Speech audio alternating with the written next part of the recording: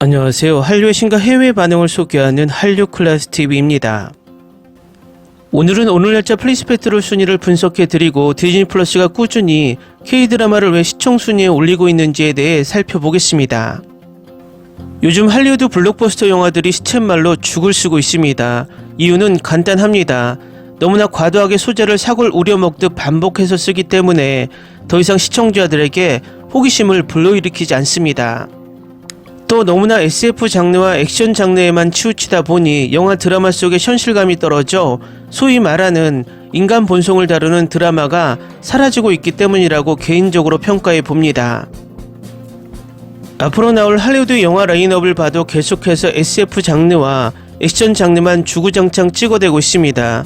어쨌든 K드라마 영화가 할리우드가 채워주지 못하는 현실 이야기를 보여주면서 틈새 시장 공략에 성공한 것으로 보입니다.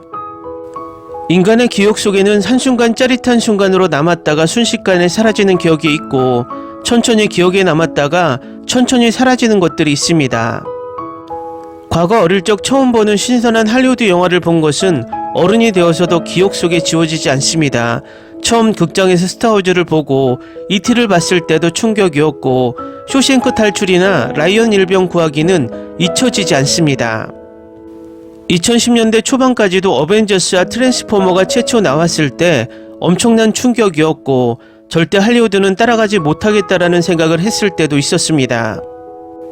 그러나 코로나 팬데믹을 거치면서 K영화 기생충과 넷플릭스 오징어 게임이 등장하면서 인간의 내면을 그리는 서사에는 한국이 미국에 절대 뒤지지 않는구나라는 생각을 한국뿐만 아니라 해외 시청자도 느끼게 만들었습니다.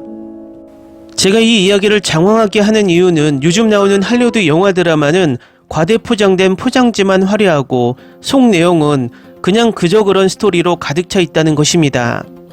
시청자들은 재미있다고 느끼지 못하지만 엄청난 과장 광고와 순위 조작으로 마치 여전히 할리우드가 과거 영광을 유지하고 있다고 스스로 체면을 걸고 있다는 것입니다. 오늘 날짜 플리스페트롤 전체 OTT를 나열하면 전세계 OTT 1위 영화 드라마들은 모두 미국의 영화 드라마로 가득 채워져 있습니다. 그러면 이 드라마 영화들이 진짜 전세계 시청자들을 열광시키고 있을까요? 그럼 한번 살펴보겠습니다. 넷플릭스 순위를 보면 1위 미드 혼돈의 세상에서는 45개국에서 1위에 있지만 이 드라마를 시청한 시청자들은 IMDb 기준으로 이 드라마에 평점 6.5점을 주고 있습니다. 결과적으로 이 드라마가 1위 할 만큼 재미있게 보고 있지 않다는 것을 객관적으로 평가하고 있습니다. 그럼 2위에 올라있는 K드라마 지금 것인 전하는의 IMDb 평점을 살펴보면 평점 8.4점을 얻고 있습니다. 그만큼 이 드라마를 본 시청자들이 만족감을 얻고 있다는 뜻입니다. 그런데 왜 6.5점의 평점을 받고 있는 드라마가 넷플릭스에서 1위를 달리고 있을까요? 이유는 요즘 할리우드 영화들이 개봉할 때 엄청난 과장 광고로 초반 히트하는 것과 같습니다. 넷플릭스 미드들은 출발부터 엄청난 지원을 받습니다. 출발부터 전세계 공식 유튜브 채널에 예고편을 전면적으로 올리고 심지어 전세계 곳곳에 5개 광고와 함께 드론 광고 같은 이벤트로 드라마를 알립니다. 반면 K드라마는 예고편조차 올려주지 않으며 과거에는 넷플릭스 오리지널은 그나마 아시아에선 예고편을 올려줬지만 이젠 아시아에서도 선택적 국가 몇 나라만 예고편을 올리고 유럽과 북미에는 예고편이 없습니다.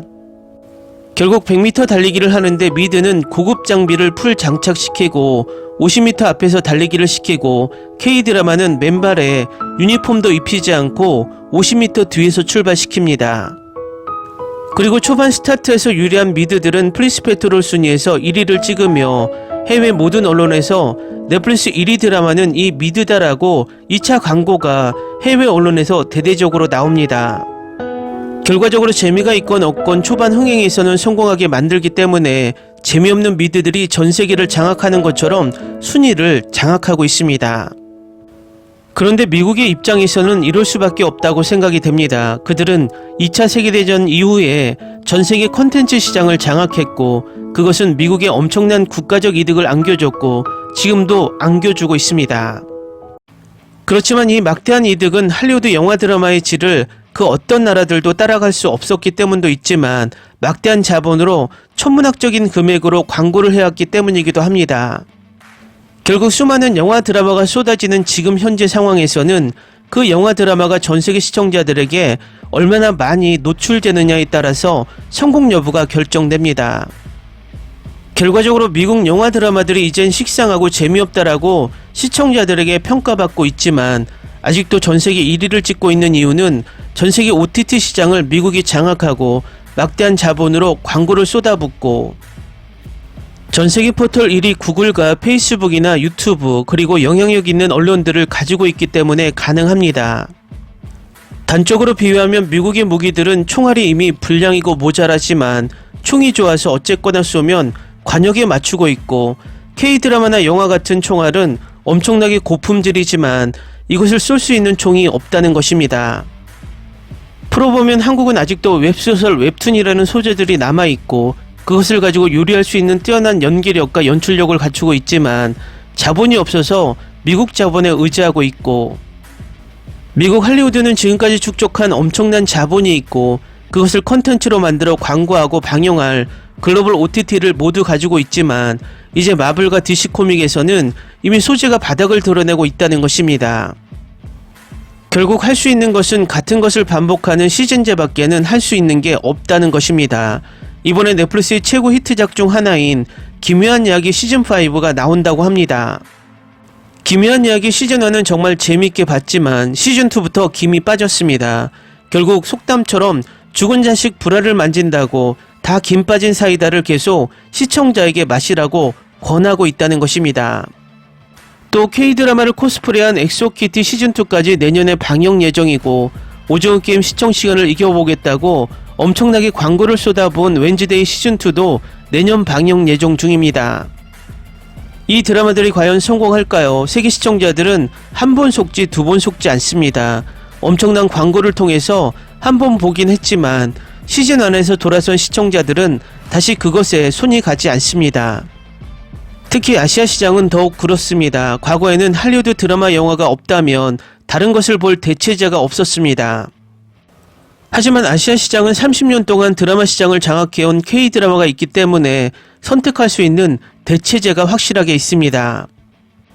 그래서 넷플릭스나 디즈니 플러스가 아무리 미드를 가지고 아시아 시장을 뚫어보려고 노력하고 있지만 아시아 지역 시청 순위는 전혀 바뀌지 않고 K드라마가 순위 상단을 차지하고 있습니다.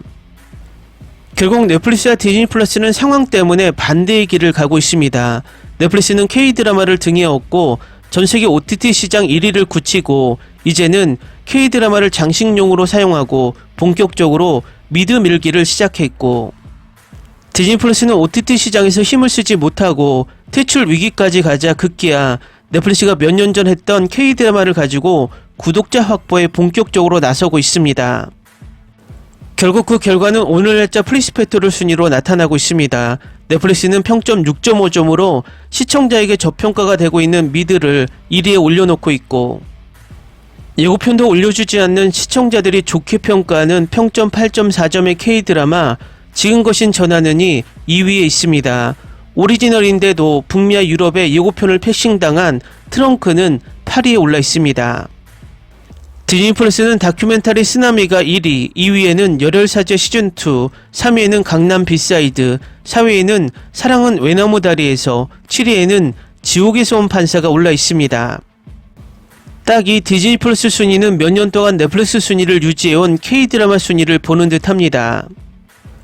2025년 K드라마 라인업을 보면 넷플릭스가 K드라마 12작품, 디즈니 플러스가 10개의 작품으로 이제 거의 비슷하게 제작 드라마를 늘리고 있습니다.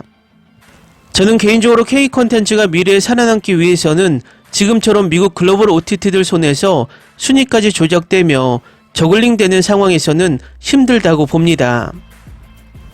디즈니 플러스도 지금은 K드라마 띄우기를 하고 있지만 넷플릭스처럼 구독자를 확보하고 나면 K드라마를 밀어내고 미드를 밀어넣게 한다는 것을 이제 경험으로 알고 있습니다. 결과적으로 매번 이야기하지만 이미 오프라인 영화 시장에서 온라인 OTT 시장으로 판도가 바뀌고 있는 시점에서 K드라마, K영화가 지속적으로 해외 자본에 장악되지 않고 안정적으로 크기 위해서는 강력한 국산 글로벌 OTT가 나와야 하고 그것은 막대한 자본이 들기 때문에 국가적 차원에서 국산 글로벌 OTT를 출범시켜야 하는데 노력해야 하고 국내에서 적자에 허덕이는 OTT들을 조율, 통합, 지원해야 한다고 생각합니다. 솔직히 언제 나올지도 시대에 맞지도 않는 석유 개발할 예산을 확실하게 투자해서 이득을 볼 수 있는 K-콘텐츠에 투자하는 것이 맞다고 생각이 듭니다. 하지만 지금의 정부는 의지도 부족하고 관심도 없는 것 같습니다. 결국 이 부분은 국민적 여론이 확실해야 하고 계속해서 여론 형성이 필요합니다. 그래서 한류클래스TV가 부족하나마 계속 목소리를 내고 있습니다. 여러분도 이 여론 형성에 힘을 실어주고 싶으시다면 구독, 좋아요, 알림 설정으로 계속 응원해 주시기 바랍니다.